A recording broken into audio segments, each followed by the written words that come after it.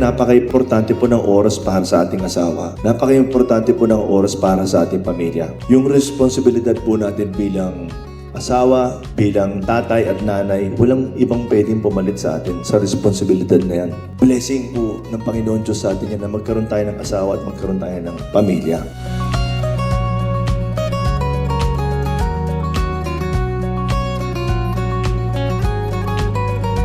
Kailangan po talaga na mag-invest tayo ng oras para sa Diyos, para sa asawa at para sa pamilya.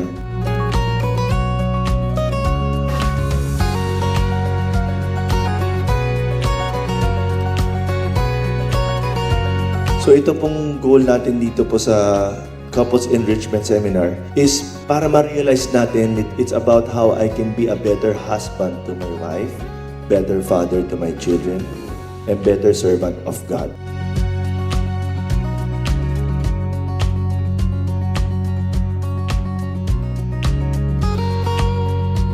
God is in your marriage. God is in your heart. Tandaan niyo po yun. May plano ang Diyos, magandang plano niya. Higit sa plano natin.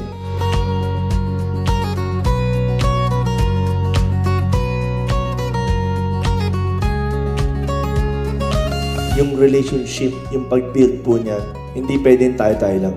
Mas malakas po yan kapag inalay natin at tanggapin natin ng Diyos sa buhay natin. Dahil kapag tinanggap mo siya, doon mo lang marirealize kung ano yung tunay na pagmamahal na binigay yung buhay para sa iyo at para magkaroon ka ng mas magandang future sa Kanya. Those who put their trust in the Lord will never be put to shame.